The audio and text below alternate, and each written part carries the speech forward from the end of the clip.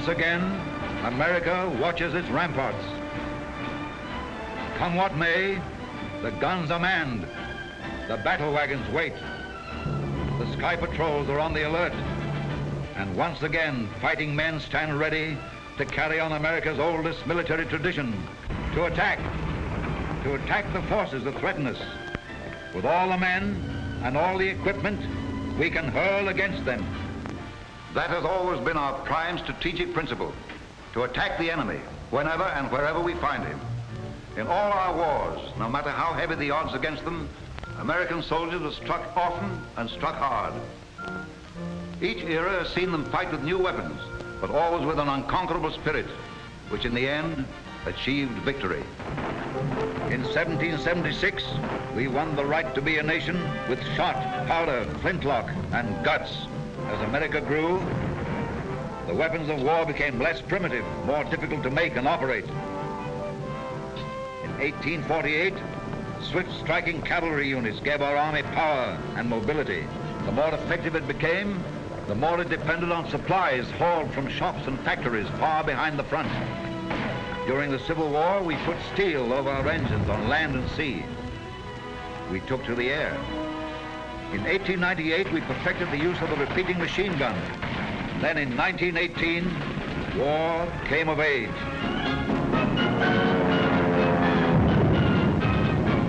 Today, the American soldier is part of a vast, complex organization composed of many arms. The infantry, the cavalry, field artillery, coast artillery, Air Corps, engineers, signal corps, armored force, and many services. This is your army, Uncle Sam's fist. Swinging that fist with pile-driving force is the arm behind the army, Uncle Sam's muscle. American industry. Responsible for mobilizing its vast resources for the needs of the army are Under Secretary of War Robert Patterson and Lieutenant General Brian B. Somerville, Chief of the Service of Supply. Behind the desks, behind the drawing boards, behind the benches, on the assembly lines, American industry is making the greatest production effort in history to supply our army with ever-increasing quantities of the weapons of war. Soldier for soldier, our fighting men can match anything the Axis sends against them. And worker for worker, American industry is determined to meet the Axis challenge in the production plants. Management and labor alike stand solidly behind us. They know their stake in this conflict. They know the grim fate of free enterprise and free labor in the path of Axis conquest. Vienna. The world-famous workers' tenements. Symbol of Nazi-inspired dissension between Austrian working men and Austrian industrialists. Soon after,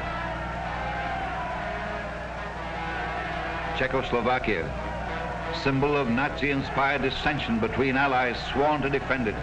The Skoda munitions works, symbol of industry compelled to forge the means of its own enslavement. Soon after, labor permit. The Nazis exercise complete control over who works and who starves. Labor restrictions. The Nazis degrade working men because they know that free labor, working in free industry, can never be shackled to the Axis dream of world conquest. Poland. Labor and industry know that the Nazi occupation of Poland means economic ruin. It means labor gangs. It means slavery for hundreds of thousands of Poles kidnapped by their conquerors to work in shops and factories. There are 4.5 million foreign workers in Germany today who are forced to produce weapons to fight the nations that seek to liberate them. It means terror.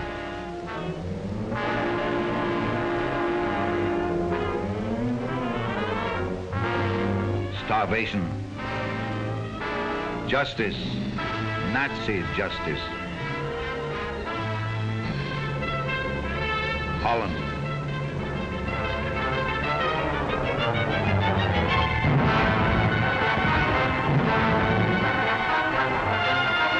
This was once the heart of Rotterdam's business section.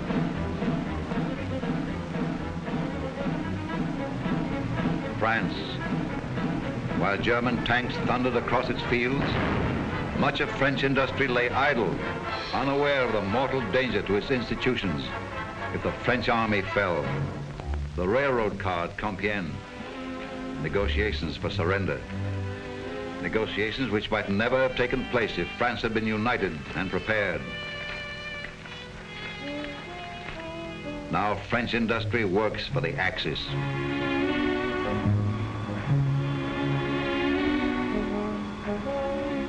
Old age pensions, group insurance, workmen's compensation, all the benefits that labor has won in every decent, highly industrialized nation. None of these benefits ever belong to the workers of Germany's new henchman, Japan. Japan, where living standards are pitifully low, but where millions are poured into modern factories to carry on the policy of their treacherous warlords. Japan, who for 10 years has ravaged and pillaged the gallant people of China. Japan, who cried peace. Pearl Harbor.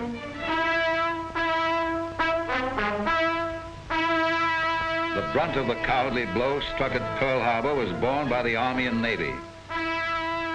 But all over the United States, men and women in American industry knew it was a blow aimed at their lives, their liberties, their pursuit of happiness. They accepted the challenge. They are tackling the biggest job in history to outproduce the Axis. Can they? Economists say the natural resources of the United Nations are greater, but the capacity of the Axis to turn what resources they have into weapons of war is tremendous. They have the mighty Krupp munitions works. We have Birmingham. They have Skoda. We have Delaware. They have factories like this in occupied France. England has Vickers. They seized the steel mills of Luxembourg. We have Pittsburgh. They have great factories to turn out Heinkels, Messerschmitts, Dorniers. We turn out flying fortresses, P-38s, P-40s, Aerocobras, Tomahawks, many others. Romanian oil drives their planes and tanks. Oil from the fields of Oklahoma, Texas, and California will drive our planes and tanks. All down the production line, plant for plant, the Axis and the United Nations stand locked in battle. It will be the sweat of workers that tips the beam, the sweat of American workers who will give you men tanks and planes and guns to fight for our free and democratic world. A gun every 26 minutes. A tank every 12 minutes. A plane every 9 minutes. Competing against men who often work at the point of a gun, who must produce or else. Free American industry has pledged itself to deliver those tanks and planes and guns on time, ahead of time.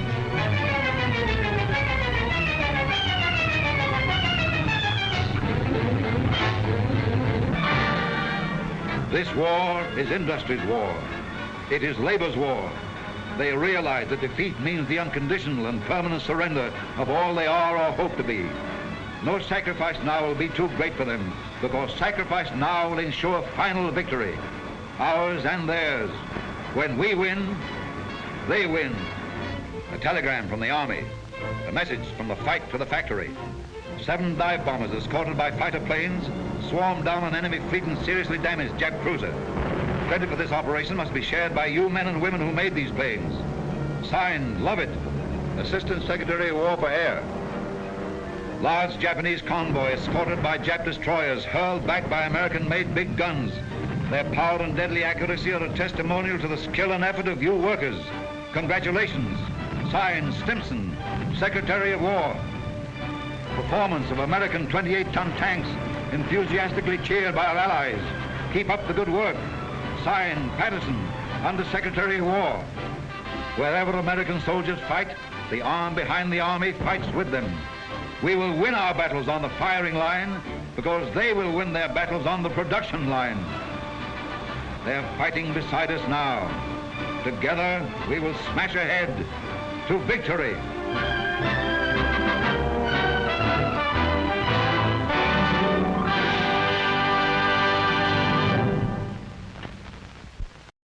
My definition of Asian American is that there isn't a one way to really describe any Asian American. It's more of a term to describe maybe take a census or identify someone in terms of taking note in a survey. So someone who is of Asian descent and having lived or was born in the U.S. And so they can have been here for several generations, or they could be first generation, and they all are Asian American, and they can be from any country within Asia, whether it's Siberia, India, Japan, Vietnam. An Asian American, I mean, to me, I feel like it's hard to explain. It's something that's huge and like totally broad. But in my mind, an Asian American is just, to me, someone who's, Asian and living in America, basically, who's able to incorporate as part of their Asian heritage, what they are, into the American culture itself, but at the same time, not denying the fact or, not embracing, but embracing the fact that they're Asian and American at the same time. What is my definition of Asian American? I think that's a really hard question. I think nowadays that term has, I wouldn't say less meaning, but I think it's much more broad definition.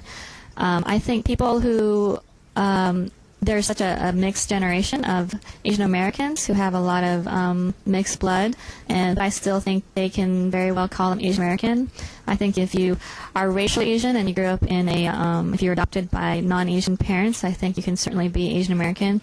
But I also think there's definitely a growing population of people who are just interested in Asian American issues or Asian American culture.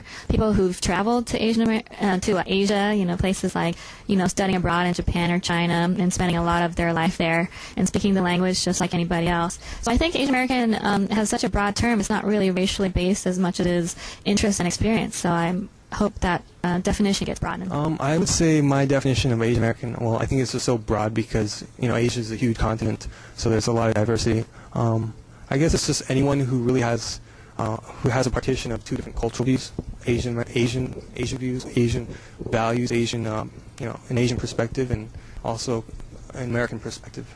The image of an Asian American, I feel like currently, there's this idea out there that we're sort of, submissive and kind of passive in life.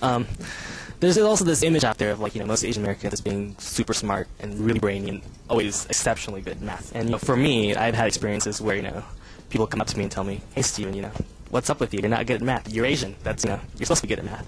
And to me, it just kind of perpetuates the stereotype and image that Asians have to be good at math. That they're only stuck in this field of sciences, and math and all that stuff. So I feel like that's one of the stereotypes that's just being overplayed in society.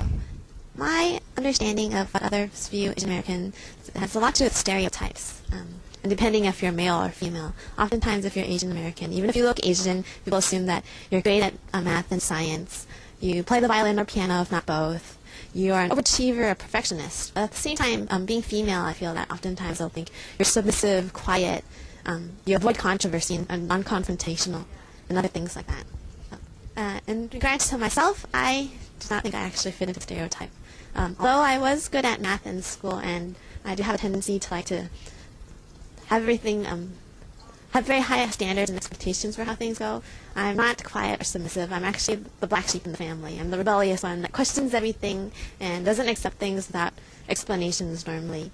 And also, I did take martial arts. I studied Kung Fu. And that's another stereotype I get, and that people think, oh, I'm going to beat them up. But no, I'm not going to try to hurt anyone. I just took it because I thought it'd be fun and something to learn about my culture more and kind of get back to the heritage. I think the image of Asian Americans has improved over the past few years. You see a lot of reality TV shows. There's always, almost always, an Asian American person on there, and they're not being anybody but themselves. So they don't. When you first watch them, I don't think people are thinking, oh, that guy's Asian, but they're seeing them as American with sort of an Asian background to them. So I think we can thank a lot of our reality TV stars out there for making it better for Asian Americans. But I think in general, it's such a mixed society all across the country that, I think the image of Asian Americans as one way has really changed, and it's a lot more complex, it's a lot more diverse, and a lot more varied. Well, I don't really have an image of Asian Americans because, as I said before, Asia is such a diverse continent that it's nearly impossible to have just one image that captures all Asian Americans. So, I think in this day and age, for me, I think one of the challenges of being Asian American is to actually have people understand what it's like to be both. And it doesn't mean that everything is so separate and compartmentalized. It's really a genuine mix and intermingling of values, of upbringing, of my experience. So I think it's hard for people to understand, like let's say if they're from Vietnam and they're, very connected to the Vietnamese culture, it's hard for them to understand what it's like to be me because they either see me as American or Vietnamese. And I would say the same with a lot of Caucasian Americans. I think there's a handful who still see me as one or the other. So I think it's still a bit of a challenge for people unless they're walking in your shoes to understand what it's like to be both. And if you were to ask me what's my Asian American side and what's my American side, I wouldn't be able to tell you. Well, I think the biggest challenge of being an Asian American is just trying to deal with the conflicting values of being Asian and being American. I think they're just so incompatible with each other that sometimes, or a lot of Asian Americans tend to go through this period where they're kind of confused about their identity. And so I think that's one of the biggest challenges. The challenges of being an Asian American, for me at least, I felt that there was a challenge trying to, incorporate and mesh together the culture at home and the culture outside of home. I mean, outside of home, you have this American culture, basically. You have the culture of the youth, of what you are. And for me, when I go home, my parents, they're immigrants, so there's this whole different dynamic at home, a different culture, I guess you could say. So it's difficult. In terms of challenges for Asian Americans, I kind of feel like we're a group that often is kind of forgotten about. People kind of emphasize a lot on African Americans, Latinos, and also Native Americans. But Asian Americans, people just kind of assume that they're well off, they're highly educated, and that's not always the case. But I feel like that's how people end up viewing it, and they think that there's nothing challenging about being Asian American. I've never really felt out of place. I've been pretty good about being comfortable in any sort of setting. I was part of the National Society of Black Engineers, and I was the only non-African American person in the group, and I've been in engineering classes where I'm the only female in the class, and so I don't feel like there's a lot of challenges, and I'm sure there are with each person, but I think it depends on how each person deals with those challenges. Challenges of being Asian American. I feel like the biggest challenge of being Asian American is being able to incorporate the culture that you have at home and the culture that you have outside of home. I mean, for me at least, my parents are immigrants, and so at home we have sort of a different dynamic and a sort of a different culture that goes around, But when I'm out, with my friends, when I'm out, in public and everything, I feel like there's a different culture that I have to deal with, a different dynamic, And I feel that there's this difficulty, this challenge, to be able to mesh these two together, to have the culture at home come together with the culture outside of home and making those two work. I think Asian Americans have definitely become much more political than ever. I think being political comes with being in America for a generation or two before you sort of able to concentrate on other things besides making a living, which I think a lot of refugees and immigrants need to focus on first and foremost. So now that the Vietnamese and the Southeast Asians, Korean Americans, sort of the newer generation have really resettled here in America and become part of the American fabric, I think you'll see a lot more Asian Americans involved in politics, interested in politics, and being part of the electoral process.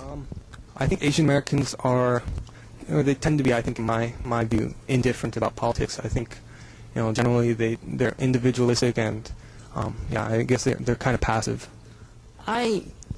I feel like most Asian Americans aren't as political as we should be. The political efficacy within the Asian community is very, very low. And I guess it goes upon, playing upon stereotypes of how we're just so passive. In reality, we're really not. It's just that we need to find a way to motivate our people. We need more faces out there, more representation, more, role models for us to look to when it comes to politics. For Asian Americans in political, I would have to say no in general. I feel that it kind of has to go back to the stereotype that Asian Americans aren't very vocal, and I feel like we kind of tend to stay in our own communities and not really look into the politics and things at large sometimes, and kind of sheltered in your own little area. I have voted in the past. Currently, I need to update my address since I have just moved, so hopefully I'll be able to vote in the next one. I'm actually going on vacation. I did register to vote just a few days ago, and I am going to vote for my first time. I'm voting for Mike Gravel. I do vote. I've been voting since I was 18, and I'm a very, very big believer in everybody should be voting.